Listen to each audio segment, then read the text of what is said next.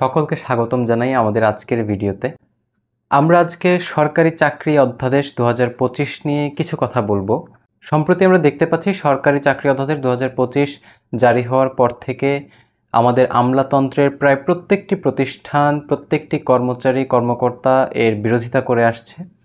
তারা এক ধরনের ইনসিকিউরিটিতে ভুগছে। এর ফলে দেখা যাচ্ছে যে এতদিন পর্যন্ত আমাদের আমলাতন্ত্রের হাতে যেই পরিমাণ পাওয়ার ছিল, তারা যেভাবে একজন গ্রাহককে বলতে পারতো যে আপনি লাঞ্চের পরে আসেন, কিংবা একটা ফাইল 3 মাস 4 মাস 6 মাস 1 বছর 2 বছর ঘুষ যতদিন পর্যন্ত না ঢুকছে পকেটে ঠিক ততদিন পর্যন্ত তারা আটকে রাখতো, এই ক্ষমতাটা তাদের কাছ থেকে আজকে কেড়ে নেবার উপক্রম তৈরি হয়েছে। যার ফলে আজকে তারা কর্মবিরতি পালন করছে, তারা বিক্ষোভ করছে, মিছিল করছে, যেন এই সংশোধনীটি বাতিল করা হয় এবং কোনোভাবেই কার্যকর না করা হয়। তারা এটাকে নাম দিয়েছে নিবর্তনমূলক সিদ্ধান্ত এবং এটাকে নাকি কালো আইন বলে তারা আখ্যা দিচ্ছে। প্রথমেই আমাদের যেই বিষয়টি আজকে মাথায় রাখতে হবে সেটা হচ্ছে আমাদের বাংলাদেশের প্রেক্ষিতে সরকারি চাকরিটা আসলে কি, সরকারি চাকরিকে বাংলাদেশের মানুষ কি মনে করে, কিংবা আমরা আসলে এটাকে কিভাবে দেখি। একটা খুব উদাহরণ অনেক সময় আমাদের সমাজে দেখতে পাই আমরা, যে একজন বাবা কিংবা একটা পরিবার যখন তাদের মেয়েকে বিয়ে দিতে চায়, তখন তারা সবচাইতে বেশি প্রেফার করে সরকারি চাকরিজীবীওয়ালা পাত্রকে। এই বিষয়টি কেন? বিষয়টি হচ্ছে এই কারণেই, কারণ ব্রিটিশ আমল থেকে বাংলাদেশে সরকারি চাকরিজীবীদের যে আইন কিংবা অধ্যাদেশ ছিল, সেখানে কোনো অবস্থাতেই কিংবা কোনো প্রেক্ষিতেই মারা যাওয়া না অবধি, কিংবা সেই চাকরিজীবীর চাকরির বয়স শেষ না হওয়া অবধি কোনো অপরাধে কোনো কিছুর জন্যেই তার চাকরিচ্যুতি হওয়ার সম্ভাবনা একেবারেই ছিল না। মানে সে কখনোই চাকরিচ্যুত হবে না, সে কখনো সেই চাকরিটা হারাবে না। তার মানে এই যে একটা নিশ্চয়তা, এই নিশ্চয়তাটা আজকেও আমাদের সমাজে বিয়ের বাজারে অনেক বেশি পরিমাণে প্রভাব ফেলে। যার ফলে দেখা যায় যারা প্রাইভেট সেক্টরে জব করে, যাদের বয়স হয়ে যাচ্ছে, কিন্তু শুধুমাত্র প্রাইভেট সেক্টরে জব করার জন্যে অনেকেই পাত্রীর পরিবার থেকে রিজেক্ট খেয়ে যায়, যেটা অনেক বেশি পরিমাণে হতাশাজনক এবং অনেকের জন্যে নিজের বিভিন্ন ক্ষতি করার চেষ্টা করে থাকেন। এগুলো আমরা অনুৎসাহিত করছি। এইবার আমরা আমাদের এজেন্ডায় চলে যাই। আজকে চাকরি অধ্যাদেশ নিয়ে কথা বলবো। আগে বলি, প্রথমে যেটা নিয়ে কথা বললাম যে আমাদের সরকারি চাকরি আসলে মানে কি, এটা একটা সোনার হরিণের মতো। বিশ্ববিদ্যালয়ে পড়ুয়া প্রায় 70 থেকে 80% শিক্ষার্থী এটাই মনে করে যে সে অনার্স মাস্টার্স শেষ করার পরে তাকে সরকারি চাকরিজীবীই হতে হবে, এবং তারা একদম পঙ্গপালের মতন প্রত্যেকটি সরকারি চাকরির পেছনে ছুটোছুটি আরম্ভ করেন। হোক সেটা ব্যাংক, হোক সেটা কোনো মন্ত্রণালয়, হোক সেটা 9 গ্রেড 13 গ্রেড 15 গ্রেডের কোনো কিছু, হোক সেটা বিসিএস, যাই হোক সব কিছুর পেছনে তারা পঙ্গপালের ভিতরে ছোটাছুটি করেন। এই সরকারি চাকরির কাঠামোর ভিতরে সরকারি প্রায় প্রত্যেকটি প্রতিষ্ঠান অন্তর্ভুক্ত। আপনি মন্ত্রণালয় বলেন, অধিদপ্তর বলেন, আপনি আজকে বিভিন্ন সংস্থা বলেন, এই প্রত্যেকটি কাঠামোই কিন্তু এই সরকারি চাকরির যেই কাঠামো আছে, যেই অধ্যাদেশ আছে, তার ভিতরে অন্তর্ভুক্ত। এই 2025 সালে যেই সংশোধনীটি করা হয়েছে সেটি 2018 সাল থেকে সংশোধন করে তারপর করা হয়েছে। আজকের ভিডিওতে আমরা জানার চেষ্টা করব যে নতুন কি সংযোজন হয়েছে এবং এই অধ্যাদেশটা আসলে কি, অধ্যাদেশটা আসলে সরকারি চাকরিকে কিভাবে কাঠামো প্রদান করে, বা এখানে সে আসলে কি নিয়ন্ত্রণ করে, এই বিষয়গুলো আমরা জানার চেষ্টা করব। আবার এটাও বোঝার চেষ্টা করব যে এই অধ্যাদেশ ভোক্তাদের কিভাবে সাহায্য করবে এবং যেই চাকরিজীবীরা আছে, যে কর্মকর্তা কর্মচারীরা আছে, তাদেরকে কিভাবে জবাবদিহির আওতায় নিয়ে আসবে।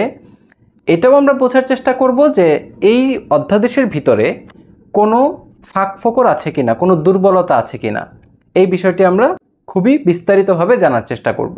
প্রথমে চলুন বুঝে আসি যে বাংলাদেশের আইনি কাঠামো অনুযায়ী কিংবা সরকারি কাঠামো অনুযায়ী সরকারি চাকরি আসলে কি। সরকারি চাকরিজীবী বলতে কিংবা সরকারি চাকরিজীবী বলতে বোঝানো হয় সেই সকল কর্মকর্তা যারা সরকারের বিভিন্ন মন্ত্রণালয়, দপ্তর কিংবা সংস্থায় চাকরি করেন এবং সরকারের বেতনভুক্ত হয়ে দেশের জনগণকে সেবা দিয়ে থাকেন। এই চাকরিগুলোর পিছনে রয়েছে একটি সুনির্দিষ্ট নীতিমালা এবং আইনি কাঠামো, যাকে বলা হচ্ছে সরকারি চাকরি অধ্যাদেশ। এই সরকারি চাকরি অধ্যাদেশ একজন সরকারি চাকরিজীবীর নিয়োগ, ছুটি, বদলি, শাস্তি, পেনশন, অবসান এই সমস্ত কিছু নির্ধারণ করে থাকে। অর্থাৎ সরকারি চাকরি শুধুমাত্র একটি পদ নয়, এটি রাষ্ট্র দ্বারা নিয়ন্ত্রিত একটা সেবা প্রদানকারী কাঠামোর অংশ। চলুন আমরা একটু খেয়াল করি যে নতুন সংশোধনীতে আসলে কি কি এসেছে। সরকারি চাকরি আইন অধ্যাদেশ 2025, এই বিষয়টি আসলে 2018 যেই সরকারি চাকরি আইন ছিল তার একটি সংশোধনী রূপ। এখানে নতুন একটি ধারা যুক্ত হয়েছে, যাকে 37 ক নাম্বার হিসেবে যুক্ত করা হয়েছে। এখানে শাস্তির বিধান এবং অপরাধের সংজ্ঞায়নে নতুন করে যুক্ত করা হয়েছে। কি শাস্তি জায়গায় যুক্ত করা হয়েছে তার মধ্যে 4টি হচ্ছে কর্মস্থলে অনানুগত্যমূলক পরিবেশ সৃষ্টি করা কিংবা অনানুগত্যমূলক আচরণ প্রকাশ করা, যৌক্তিক কারণ ছাড়া কর্মস্থলে অনুপস্থিত থাকা, অন্যকে দায়িত্ব পালনে বাধাগ্রস্ত করা, অন্যকে দায়িত্ব পালনে বাধা দেয়া বা উস্কানি দেওয়া, কর্তব্য পালনে কাউকে বাধা দেয়া। এই 4টি অপরাধের প্রেক্ষিতে 3 ধরনের শাস্তি রাখা হয়েছে। প্রথমেই রয়েছে পদমর্যাদা বা বেতন গ্রেডে অবনমন, দ্বিতীয় ক্ষেত্রে রয়েছে চাকরি থেকে অপসারণ এবং তৃতীয় ক্ষেত্রে রয়েছে চাকরিচ্যুতকরণ, চাকরি থেকে বরখাস্ত করে দেয়া। এমনকি এই জায়গায় এই সুযোগটি রাখা হয়েছে যে নিয়োগকারী কর্তৃপক্ষ চাইলে নিজেই এই অভিযোগ আনতে পারবে এবং এই অভিযুক্ত তার কাছে 7 কার্যদিবসের মধ্যে কারণ দর্শানোর নোটিশ দিতে পারবে। উল্লেখ্য যে অভিযোগ যদি প্রমাণিত হয় তাহলে শাস্তি কার্যকর হবে, কিন্তু অভিযুক্তের কাছে একটি সুযোগ থাকছে যে 30 কার্যদিবসের মধ্যে সে তার যে অভিযোগটি রয়েছে তার বিরুদ্ধে যে শাস্তির বিধান হয়েছে তার বিরুদ্ধে সে আপিল করতে পারবে। কিন্তু এই জায়গায় আরেকটি বিষয় উল্লেখ্য, যদি রাষ্ট্রপতির দ্বারা নির্দেশিত হয় এই শাস্তি তাহলে কোনোভাবেই আপিল করা যাবে না। সেই জায়গায় এই সিদ্ধান্তটি পুনর্বিবেচনা করার জন্য আবেদন করা যাবে। এইবার আমরা যদি আমাদের সর্বশেষ পর্যায়ে আসি যে আমার এই যে সংশোধনীটা হলো, এই সংশোধনীটা আসলে কি এই সময়ের জন্য গুরুত্বপূর্ণ, এই সময়ের জন্য প্রয়োজনীয়, নাকি শাসন ব্যবস্থা নিজেই এটাকে একটা হাতিয়ার হিসেবে ব্যবহার করবে?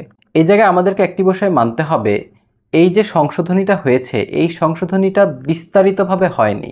কয়েকটি বিষয় যদি খেয়াল করি আমরা, কর্তব্য পালনে বাধা দেওয়া বা দায়িত্ব পালনে বাধা দেওয়া, যাদেরকে 3 এবং 4 নাম্বার করে মার্ক করা হয়েছে, এই বিষয়টি আসলে কিভাবে নিরূপণ হবে যে কে কর্তব্য পালনে বাধা দিচ্ছে, কিভাবে দিচ্ছে, বা উস্কানিটাই বা কিভাবে দিচ্ছে। আমি একজন মানুষের কথা বললাম, সেটা যদি উস্কানি হয়ে যায় তাহলে মানুষের কথা বলাই বন্ধ হয়ে যাবে কর্মস্থলে। তাই আপনি এই কাজটা ঠিক করেন নাই, তাহলে এটা কি উস্কানি হয়ে যাবে? সে যদি অভিযোগ নিয়ে যায় তাহলে কি আমাকে এই অভিযোগের প্রমাণিত হয় আমাকে বের করে দিবে?